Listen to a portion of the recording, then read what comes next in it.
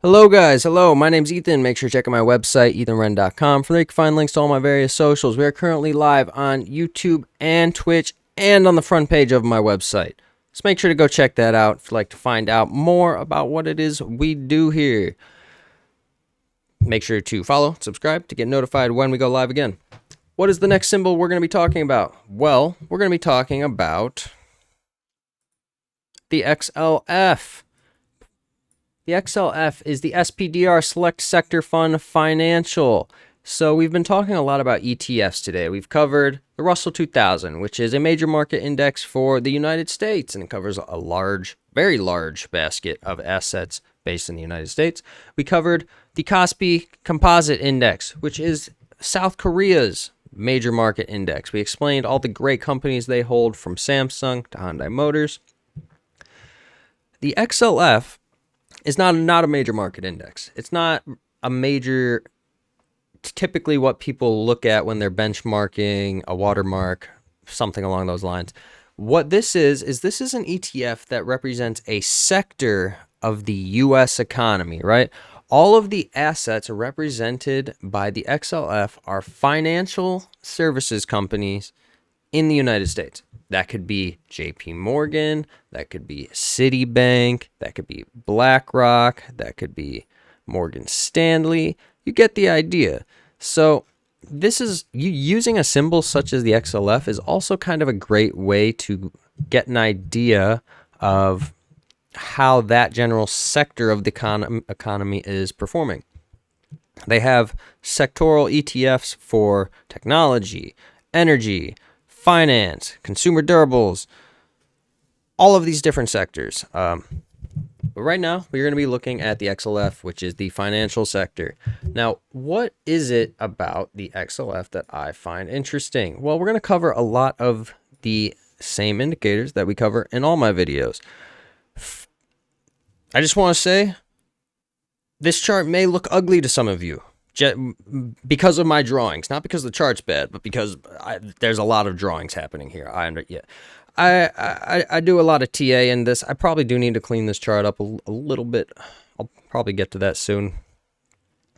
But what's one of the first things I look at? Make sure we always keep in mind the time frame. If you come up here and look at the top left, there's a W. This means every candle being represented by this chart is 1 week of time. So if we look at the current price point, the XLF recently had a little bit of a dip. We'll get slightly into that later. This dip brought the RSI all the way down to that green 30. What do we say about the RSI? When the RSI is low and touching the ground at that green 30, that's typically a sign that it is oversold or potentially undervalued. When the RSI is high in the sky, like it was in June 2021, that's typically a sign that this particular symbol is maybe overvalued, and it's maybe not a good time to be investing into it.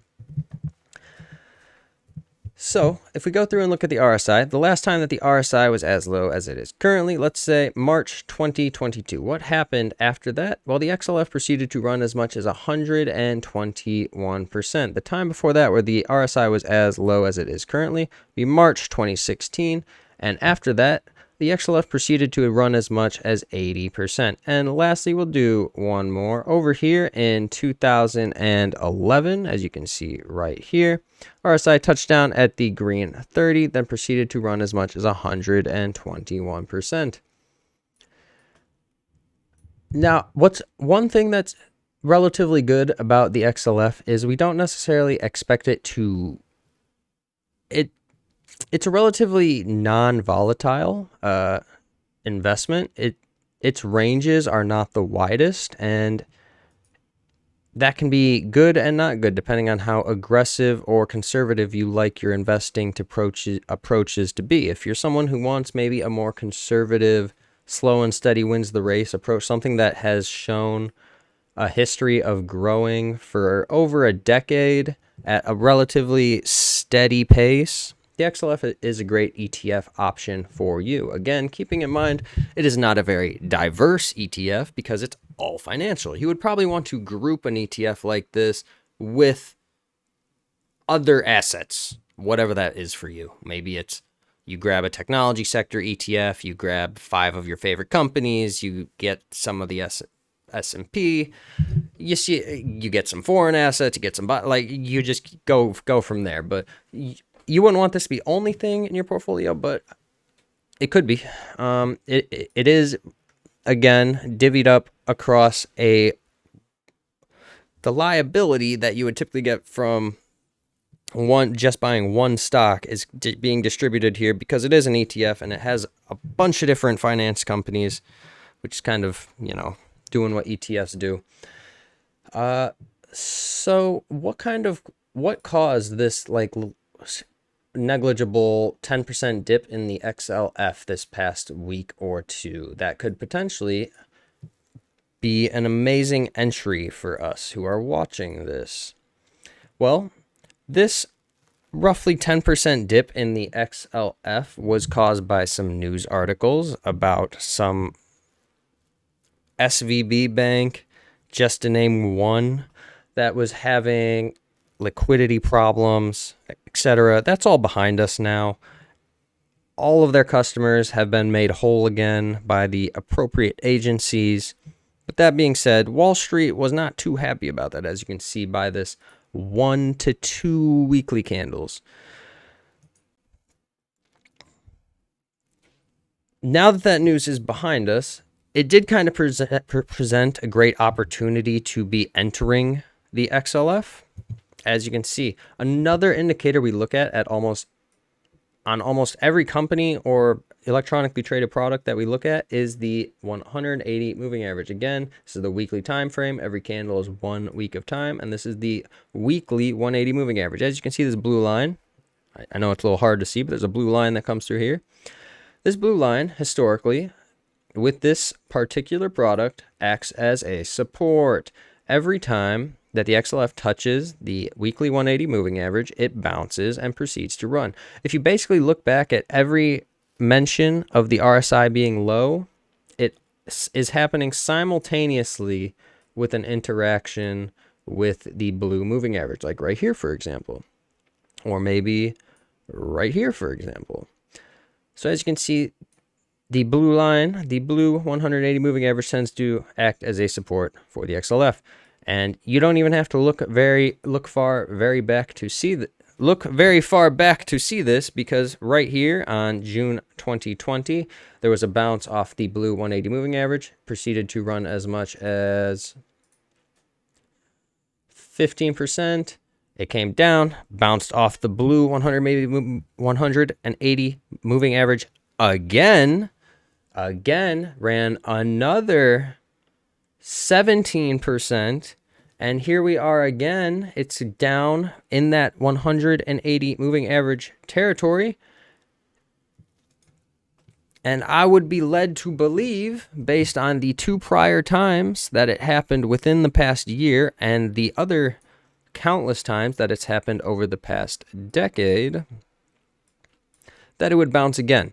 And as you can see, these 15 to 70% moves in the XLF don't seem to take that long. If we count, that's 1 weekly candle, 2 weekly candle, 3 weekly candle, 4 weekly candle. That's 4 weeks, 5 weeks. So you can reasonably expect, assuming everything plays out as expected with all the indicators, all the knowledge we provided, you could reasonably expect this to fully recover back to its pre-SVB price point in maybe a month, which would be 18%. I don't see this XLF stopping there, though. I do see the XLF setting a new all-time high, I will be honest with you. It is a great symbol that has shown strength for, as I was saying, over a decade uninterrupted. And again, it's representative of the U.S. financial sector. We are currently projecting as much as a 65.56% gain in the XLF. And remember, when an ETF such as the XLF moves a little bit, its underlyings can move a lot. So if we're expecting, again, the rebound from the headline, we're expecting to happen relatively quickly, right? Because it's this sudden market move. It's very fundamental in concept. We have 2 prior examples of a sudden dip in the XLF. and quick recoveries happening directly after it, which would lead us to believe that this behavior would continue to happen on this symbol. And again, we're projecting as much as a 65% gain, which would put the price point for the XLF at roughly $51.60. What else, lastly, do we like about the XLF?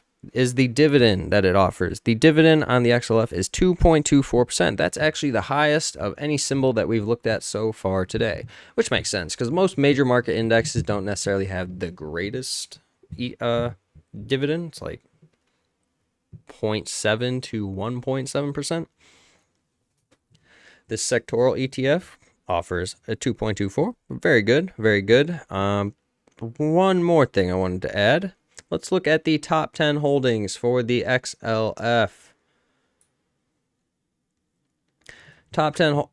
I don't know what happened on Yahoo Finance, but 4 symbols in a row now. These are not in order, but I'm just going to read the list top to bottom. This is American Express. Yes. This is Bank of America. This is Berkshire B. This is BlackRock. This is Charles Schwab. This is JP Morgan. This is Morgan Stanley. This is the S&P GI. This is not the SPY, but this is the company that brings the SPY to the world.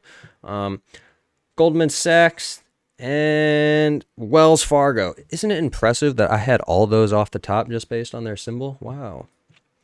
But those are the major holdings for this ETF. Again, these are all very reputable banks, not no shady SVBs. Am I right?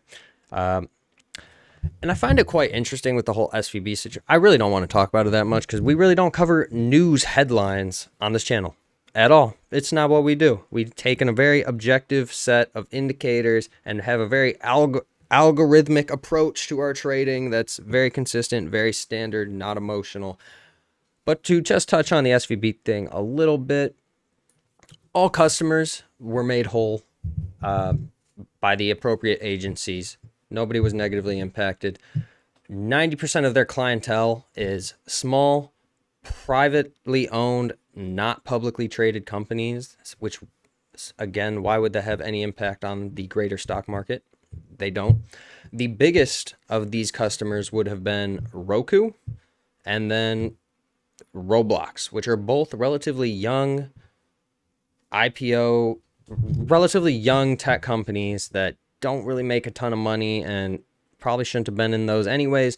But regardless, they also have not been impacted by this. Again, they've been made whole. As for all those customers of SVB, I do see that that demand for financial services from all their clientele being absorbed by maybe a more reputable bank that is on this list. I don't see one of these banks buying SVB, but there's a bunch of young startup businesses that need a place to do their financial services, and I imagine this list is going to be absorbing that demand for said financial services, which could only go to benefit them in the long run. Really, all this SVB did was take one of these companies' competitors off the street. So, that's everything we have to say about the XLF. I think I got a few more for today. A few more. We will hop into those right now.